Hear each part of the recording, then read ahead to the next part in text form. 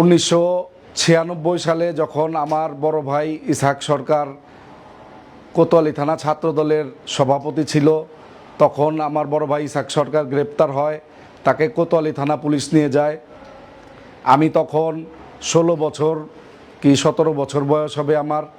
আমি কোতোয়ালি থানায় আমার মা আমাকে টিফিন দিয়ে ভাত দিতে পাঠালো আমার বড় ভাই ইসহাক সরকারকে। আমি তখন কোতোয়ালি থানায় ভাত দিতে গেলাম। ভাত দিতে যখন যাই তখন কোতোয়ালি থানার ওসি সাহেব, আমার তার নামটা স্পষ্ট মনে আছে, ওনার নাম ছিল মনোয়ার হোসেন। উনি কয়েকজন পুলিশকে বলল যে এই ছেলেটাকে, তখন পুলিশগুলা বলল যে উনি ইসহাক সরকারের ছোট ভাই, বলল ওকে গ্রেপ্তার করো। আমাকে টিফিনকারী হাত থেকে কেড়ে নিয়ে আমাকে সাথে সাথে অনেক মারধর করলো। একটা রুমের ভিতর নিয়ে যে হাত পা বেঁধে আমাকে টুলের মধ্যে বসিয়ে অনেক মারধর করলো। আর আমি খুব কান্নাকাটি করলাম। আমাকে মারধর করার পর যখন থানার লকআপে, কোতোয়ালি থানার লকআপে ভরে রাখলো, আমার বড় ভাই ইসহাক সরকার লকআপের ভিতর থেকে বলতেছে ওসি সাহেবকে, মনোয়ার ভাই, আমার ছোট ভাই ইসমাইল সরকার ও একজন নিরপরাধ মানুষ, ও বাচ্চা মানুষ, দেখেন ও রাজনীতি করে না, আমি রাজনীতি করি, আপনি প্রয়োজন পড়লে আমাকে 5টা 10টা মামলা বেশি দেন, তারপরও আমার নিরপরাধ ভাইটাকে ছেড়ে দেন। ওসি বলল যে ঠিক আছে, আমি একটু পর ছেড়ে দিব বলার পর সারা রাত পার হয়ে গেল। ওসি সাহেবকে যখন আবার আমার বড় ভাই বলল যে মনোয়ার ভাই, আমার ছোট ভাইটাকে ছেড়ে দেন ভাই, বলল যে সকালে ছেড়ে দিব। সকালে দেখি আমাকে 17টা মামলা দিয়ে সিএমএম কোর্টে চালান দিয়ে দিল। আর যখন আমাকে কোর্টে চালান দিয়ে দিল, কোর্টের ভিতর আমি গাড়ি দিয়ে যখন আমাকে নিয়ে যায়, আমি অনেক কান্নাকাটি করলাম, পোলাপান মানুষ, বুঝি না কিছু। যাওয়ার পর কোর্টের বারান্দায় আমার মা বসা, আমার মা যখন বসা, আমার মাকে জাবরা ধরা অনেক কান্নাকাটি করলাম যে আম্মা আমাকে ছাড়াইতে পারলেন না। বললো যে ওসি তো বললো যে রাত্রে ছেড়ে দিব, সকালে ছেড়ে দিব, আর ছাড়লো না। পরে আমি জেলখানায় চলে গেলাম। জেলখানায় যাওয়ার পর যখন আমি জেলখানায় গেলাম, তখন আমার বড় ভাই ইসহাক সরকার কোতোয়ালি থানার রিমান্ডে ছিল। উনি 3 দিন পর জেলখানায় আসে। 3 দিন আমি জেলখানায় যাওয়ার পরই আমার 2 পায়ে ডান্ডা বেরি লাগিয়ে দেয়। মানে 3টা মামলা থাকলে পায়ে ডান্ডা বেরি, সেখানে আমাকে 17টা মামলা দিয়ে দিয়েছে। 2 পায়ে ডান্ডা বেরি লাগিয়ে, আমি কিছু বুঝি না, 2 পায়ে ডান্ডা বেরি নিয়ে 3 দিন 4 দিন পর্যন্ত জেলখানায় না খেয়েছিলাম। জেলখানা থেকে আমাকে গাড়ি দিয়ে নিয়ে আসতো কোর্ট কাছারিতে। তা আমাদের বাসাটা বংশাল রোড, তো রোডের পার, রোডের সাইড দিয়ে যখন আসামি প্রিজন ভ্যান দিয়ে আমাকে জেলখানায় থেকে কোর্টে নিয়ে আসতো, তখন আমি জেলখানায় গাড়ি থেকে আমার বাসার সামনে দিয়ে নিয়ে যাওয়ার পর আমার মাকে ডাকতাম, আম্মা আম্মা বলে ডাকতাম।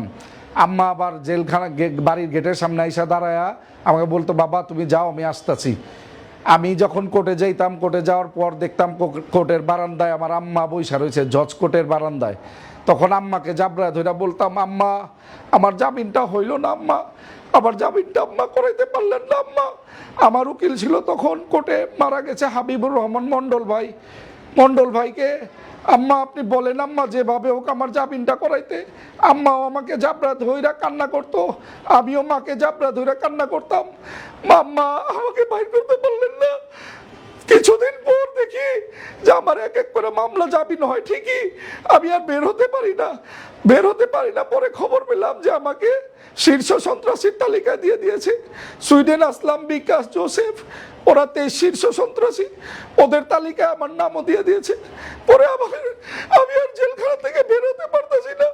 একটানা 17 মাস জেলখানায় ডান্ডা বেরিয়ে বইনা রইলাম।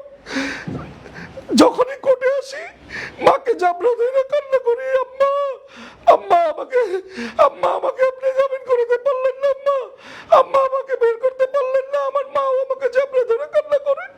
বাসার থেকে যখন কোর্টের থেকে আবার জেলখানায় নিয়ে যায়, বাসার সামনে দিয়ে যায়, কান্না করতে যাই। জেলখানায় থাকা অবস্থায় আমার বাবা মারা যায়। আমার বাবার লাশ দেখার জন্য আমার বড় ভাই ইসহাক সরকার জেলখানা থেকে প্যারোলে আসছিল, আইসা জানাজা পইরা আবার চলে যায় জেলখানায়। এই রাজনৈতিক বেড়াজালে পড়ে আমার বড় ভাই ইসহাক সরকার রাজনীতি করতো, আমি রাজনীতির সাথে জড়িত না। এই ইসহাক সরকারের পক্ষ নিতে যায়, তাকে সঙ্গ দিতে যায় আমাদের পুরোটা পরিবার বাড়ি ঘর ছাড়া থেকেছি আমরা। আমার ছোট ভাই হাফেজ মোহাম্মদ ইব্রাহিম সরকার, ও কোরআনে হাফেজ, ও প্রত্যেক বছর তারাবির নামাজ পড়ায়, এটা সবাই জানে। ও পর্যন্ত বাসায় থাকতে পারতো না। আমার বড় ভাই এই এলাকা ঢাকা 7 আসন থেকে স্বতন্ত্র প্রার্থী হিসেবে ফুটবল মার্কায় উনি এমপি হিসেবে দাঁড়িয়েছে।